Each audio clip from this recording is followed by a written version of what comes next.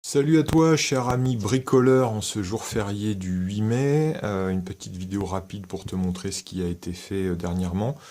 J'ai pas filmé pendant que je le faisais puisque c'était pas forcément très technique. Comme tu peux le voir, j'ai fait le remontage en remplaçant les vieilles durites d'origine par de la durite Samco.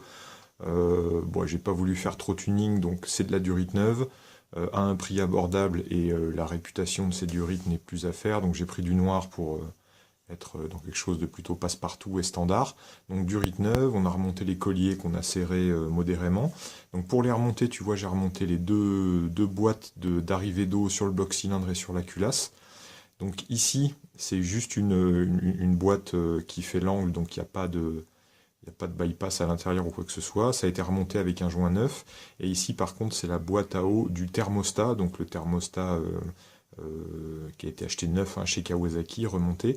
Et tu fais bien attention quand tu montes le thermostat, il y a un sens par rapport à la circulation du flux d'eau. Il n'y a pas de détrompeur, donc tu peux le mettre à 360 degrés dans n'importe quel sens.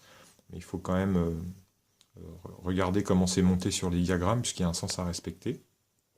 Et puis remontage des pipes donc d'admission, donc caoutchouc avec leur collier, le serrage, et puis les petites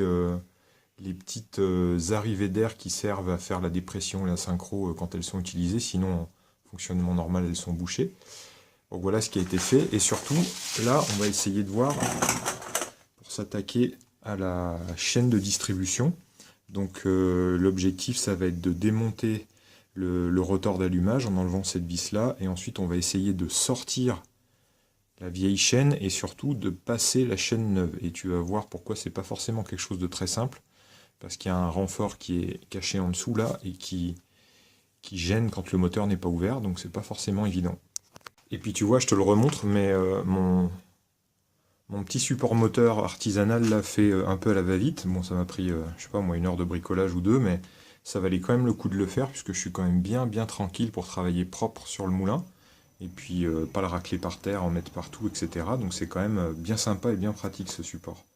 Le mot de la fin rapide pour cette vidéo, comme je vous avais dit, merci de me suivre, on a dépassé la centaine d'abonnés et donc je ferai très prochainement une vidéo pour vous montrer un accessoire moto que je me suis acheté tout récemment. Ce sera une vidéo un peu spéciale. Et surtout, là, je te demande de regarder les quelques secondes de la fin de la vidéo pour un autre petit imprévu que je me suis fait le 1er mai. Comme quoi, le 1er mai, on peut quand même aller acheter des trucs. Tu vas voir ça. Allez, à plus.